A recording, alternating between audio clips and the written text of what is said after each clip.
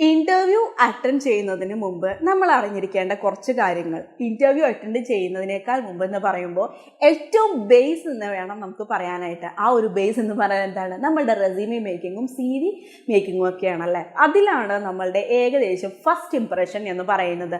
നമ്മളുടെ CV കാണുമ്പോൾ അല്ലെങ്കിൽ നമ്മുടെ റെസ്യൂമെ കാണുമ്പോൾ തന്നെ അവിടെയുള്ളവർക്ക് കിട്ടുന്ന ആ ഒരു ഫസ്റ്റ് ഇംപ്രഷനിലാണ് ഏറ്റവും എല്ലാം ഇരിക്കുന്നതെന്ന് വേണമെങ്കിൽ പറയാമല്ലേ. അല്ലേ, ഫസ്റ്റ് ഇംപ്രഷൻ അല്ലേ എല്ലാം അവിടെ നിന്നാണ് സ്റ്റാർട്ട് ചെയ്യുന്നത്. അപ്പോൾ ആ ഒരു ഇംപ്രഷൻ ക്രിയേറ്റ് ചെയ്യാൻ വേണ്ടിയിട്ട് നല്ലൊരു റെസ്യൂമി, നല്ലൊരു കവറിംഗ് ലെറ്റർ നമുക്ക് അത്യാവശ്യമാണ്. അപ്പോൾ അതിൽ നമുക്ക് ശ്രദ്ധിക്കേണ്ടതായിട്ടുള്ള കുറച്ച് ടിപ്സ് കാര്യങ്ങളാണ് നമ്മൾ ഇന്നത്തെ ക്ലാസ് കൊണ്ട് നോക്കാൻ പോകുന്നത്. അപ്പോൾ ആദ്യത്തെ ഹെഡിങ്ങിൽ നമ്മളുടെ ഫുൾ നെയിം ഉണ്ടായിരിക്കണം. ഫുൾ നെയിം ഉണ്ടായിരിക്കണം. അഡ്രസ്സ് ഉണ്ടായിരിക്കണം. അഡ്രസ്സിനോടൊപ്പം തന്നെ പോസ്റ്റൽ കോഡ് ഉണ്ടായിരിക്കണം.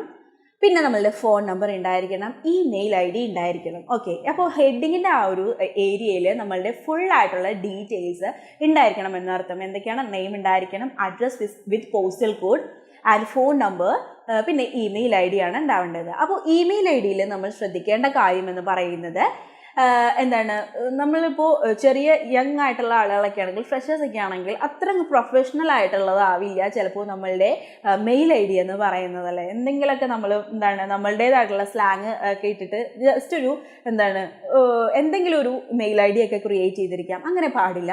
നല്ല പ്രൊഫഷണൽ ലുക്കായിട്ടുള്ള, നല്ലൊരു പ്രൊഫഷണൽ ആയിട്ടുള്ള ഒരു മെയിൽ ID ക്രിയേറ്റ് ചെയ്യണം എന്നതാണ് കേട്ടോ ഏറ്റവും നല്ലത്. അപ്പോൾ ഇതാണ് നമ്മൾ ശ്രദ്ധിക്കേണ്ടതായിട്ടുള്ള ആദ്യത്തെ കാര്യം. ഇനി രണ്ടാമത്തേത്, നമ്മുടെ പേഴ്സണൽ കാര്യങ്ങൾ ഒന്നും വെളിപ്പെടുത്തേണ്ടതില്ല എന്നതാണ് അടുത്ത കാര്യം. അതായത് ഏജ്, ഡേറ്റ് ഓഫ് ബർത്ത്, അല്ലെങ്കിൽ എന്തെങ്കിലും ഇൻഷുറൻസ് നമ്പർ, അങ്ങനെയുള്ള സംഭവങ്ങളുണ്ടല്ലോ, അതൊന്നും നമുക്ക് ഇതിൽ വെളിപ്പെടുത്തേണ്ടതായിട്ടുള്ള ആവശ്യമില്ല. അതുപോലെ തന്നെ ഫോട്ടോ ഇൻക്ലൂഡ് ചെയ്യേണ്ടതായിട്ടുള്ള ആവശ്യമില്ല എന്നാണ്. കറക്റ്റായിട്ടുള്ള ഒരു റെസ്യൂമിൽ നമ്മൾ അത് ചെയ്യേണ്ട ആവശ്യമില്ല.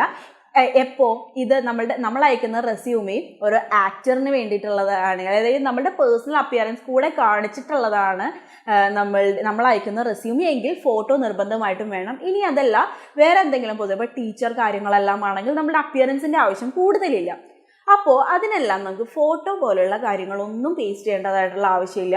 അപ്പോൾ നമ്മുടെ പേഴ്സണൽ ഇൻഫർമേഷൻ കൂടുതലായിട്ട് നമ്മൾ അതിൽ റിവീൽ ചെയ്യേണ്ട എന്നതാണ് രണ്ടാമത്തെ കാര്യം. ഇനി അടുത്തത് ക്ലിയർ ആയിട്ടുള്ളൊരു ഒബ്ജക്റ്റീവ് ഉണ്ടാവുക എന്നുള്ളതാണ്. ക്ലിയർ ആയിട്ടുള്ള ഒബ്ജക്റ്റീവ് എന്നുകൊണ്ട് ഉദ്ദേശിക്കുന്നത് നമ്മൾ പ്രസൻറ്റ് റെസ്യൂമി ഫോളോ ചെയ്തിട്ട് വേണം ഈ ഒരു ഒബ്ജക്റ്റീവ്, അതായത് അതിലൊരു ഒരുപാട് മാറ്റം വരുത്താത്ത രീതിയിൽ വേണം നമ്മൾ ആ ഒരു ഒബ്ജക്റ്റീവ് ക്രിയേറ്റ് ചെയ്യാൻ വേണ്ടിയിട്ട്. ഫോർ എക്സാമ്പിൾ, നമ്മൾക്ക് ഇപ്പോൾ ഒരു മാനേജർ ആവാനാണ് ഇഷ്ടം, നമ്മളൊരു സെയിൽസിലാണ് ജോലി ചെയ്യുന്നത്. പക്ഷെ നമ്മളുടെ ഒബ്ജക്റ്റീവ് പ്ലാൻസിനെ പറ്റിയിട്ടാവരുത്. അതായത് നമ്മളുടെ ആഗ്രഹങ്ങൾ അല്ലെങ്കിൽ നമ്മൾ മുൻപോട്ട് എങ്ങനെ പോകും, ഇതാണ് ആ ഒരു മാനേജർ പൊസിഷനിൽ നിന്നിട്ടാവരുത് നമ്മൾ സംസാരിക്കേണ്ടത്, നമ്മളുടെ പൊസിഷനിൽ നിന്നിട്ടായിരിക്കണം നമ്മൾ സംസാരിക്കേണ്ടത്.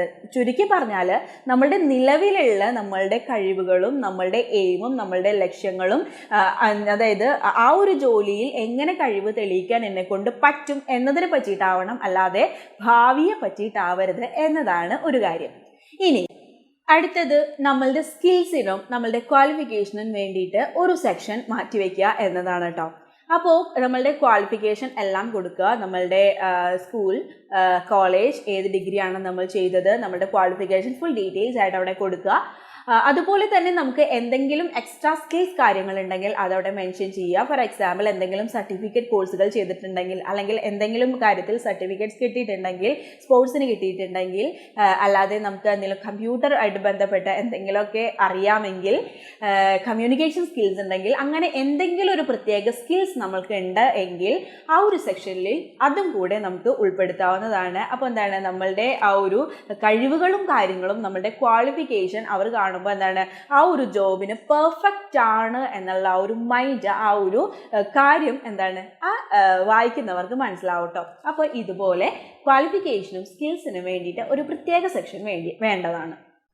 ഇനി അടുത്തത് വെറുതെ ഇങ്ങനെ ബുള്ളറ്റ് പോലെ ഇട്ട് പോവാതെ നമ്മളൊരു നമ്പർ പോലെ ഇടുകയാണെങ്കിൽ കുറച്ചും കൂടിയും അത് ഹെൽപ്പ് ചെയ്യും കേട്ടോ വായിക്കുന്നവർക്ക്. കാരണം നമ്മുടെ എക്സ്പീരിയൻസ് ഒക്കെ ഉണ്ടെങ്കിൽ ഒരുപാട് നമുക്ക് എക്സ്പീരിയൻസ് ഒക്കെ ഉണ്ടെങ്കിൽ നമ്മളിങ്ങനെ 1 2 3 4 അങ്ങനെ ഇടുകയാണെങ്കിൽ ഇത്രയധികം എക്സ്പീരിയൻസ് ഉണ്ടെന്ന് തോന്നും. അല്ലെങ്കിൽ ഒരുപാട് ക്വാളിഫിക്കേഷൻ ഉണ്ടെങ്കിൽ അതും നമ്മളിങ്ങനെ 1 2 3 പോലെ ഇടുകയാണെങ്കിൽ അതും അവർക്ക് പെട്ടെന്ന് ഇത്രക്കുണ്ട് എന്നുള്ള ഒരു ഫീലിംഗ് വരാനായിട്ട് അത് ഹെൽപ്പ് ചെയ്യും. അതുകൊണ്ട് നമ്പേഴ്സ് ഇട്ടിട്ട് വേണം നിങ്ങളത് ചെയ്യാൻ വേണ്ടിയിട്ട്. ഇനി അടുത്തത് ബസ് വേർഡ്സ് മാറ്റുക എന്നുള്ളതാണ്, കളയുക എന്നുള്ളതാണ് ബസ് വേർഡ്സ് എന്നുകൊണ്ട് ഉദ്ദേശിക്കുന്നത്. നമ്മളുടേതായിട്ടുള്ള സ്ലാങ്ങിലൊക്കെ ചിലപ്പോൾ നമ്മൾ എഴുതിയെന്നിരിക്കാം. കാരണം ഈ ഒരു റെസ്യൂമി വായിക്കുന്നത് ആരായിരിക്കും? ചിലപ്പോൾ ഒരു പേഴ്സൺ ആവില്ല, ഒരു കമ്പ്യൂട്ടർ ആവാനാണ് ചാൻസ് അല്ലേ. അപ്പോൾ അത് എന്ത് ചെയ്യില്ല, അത് നമ്മളുടെ ആ ഒരു ബസ് വേർഡ്സ് അത് ക്യാച്ച് ചെയ്യില്ല, മെഷീൻ ലാംഗ്വേജ് ആണോ അത് ക്യാച്ച് ചെയ്യില്ല. അപ്പോൾ ബസ് വേർഡ്സ് എല്ലാം കംപ്ലീറ്റ്ലി ഒഴിവാക്കിക്കണം. കാരണം റെസ്യൂമി എന്ന് പറയുന്നത് പ്രൊഫഷണൽ ആണ്. അപ്പോൾ നമ്മളുടെ ഇപ്പോൾ സ്ലാങ് ഉണ്ടല്ലോ, അപ്പോൾ ഗോയിങ് ടു എന്ന് പറയുമ്പോൾ നമ്മൾ ഗൊന്ന എന്നെഴുതും, വാണ്ട് ടു വന്ന എന്നെഴുതും. അതുപോലെയുള്ള ഒരുപാട് സ്ലാങ്സ് നമ്മൾ യൂസ് ചെയ്യാറുണ്ട്. അതുപോലെ തന്നെ ഇപ്പോൾ മെസ്സേജ് അയക്കുമ്പോൾ നമ്മളെല്ലാം സ്പെല്ലിംഗ് കറക്റ്റായിട്ട് എഴുതണമെന്നില്ല, ജസ്റ്റ് ഷോർട്ട് ആക്കിയൊക്കെ എഴുതി നമ്മൾ അയക്കാറുണ്ട്. ഇതുപോലെയൊന്നും നമുക്ക് റെസ്യൂമിൽ ചെയ്യരുത് എന്നതാണ് കേട്ടോ.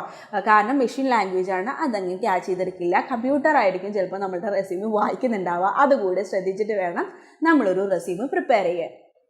അതായത് പിന്നെ അടുത്തത്, ഒരു പേജിൽ തന്നെ റെസ്യൂമി ഒതുങ്ങണം എന്നില്ല. അതായത് ഒരു പേജിൽ തന്നെ ഒതുക്കാൻ വേണ്ടിയിട്ട് നമ്മളുടെ കുറേ എക്സ്പീരിയൻസസ്, നമ്മുടെ കുറേ ക്വാളിഫിക്കേഷൻ, നമ്മുടെ കുറേ സ്കിൽ, ഒബ്ജക്റ്റീവ് ഇതൊന്നും വെട്ടിക്കളയേണ്ട ആവശ്യമില്ല. രണ്ടാമത്തെ പേജിലേക്ക് പോയി എന്നോർത്ത് ഒരു കുഴപ്പമില്ല കേട്ടോ. ചിലപ്പോൾ ആദ്യമായിട്ട് എഴുതുന്നവരാണെങ്കിൽ ചിലപ്പോൾ ഈ ഒരു പേജിൽ തന്നെ ഒതുക്കണമല്ലോ എന്നോർത്തിട്ട് നമ്മളത് ചുരുക്കി എഴുതാറുണ്ട്. അതിൻ്റെ ആവശ്യമില്ല. രണ്ടാമത്തെ പേജിൽ പോയാലും പ്രശ്നമൊന്നുമില്ല.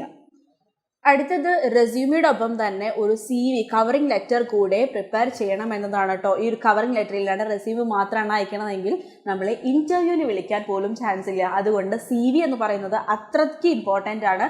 നമ്മളുടെ കമ്മ്യൂണിക്കേഷൻ അറിയാനും, റൈറ്റിംഗ് സ്കിൽ അറിയാനും, ഗ്രാമർ സെക്ഷൻസ് കാര്യങ്ങളെല്ലാം അറിയാനും, നമ്മുടെ പ്രൊഫഷണലിസം അറിയാനും എല്ലാത്തിനും നമുക്ക് CV അത്യാവശ്യമാണ്. അപ്പോൾ CVക്ക് കൂടെ ഒരു സെപ്പറേറ്റ് ആയിട്ടുള്ള ഒരു ടൈം കൂടെ നിങ്ങൾ പ്രിപ്പയർ ചെയ്യാൻ വേണ്ടിയിട്ട് എടുക്കണം കേട്ടോ.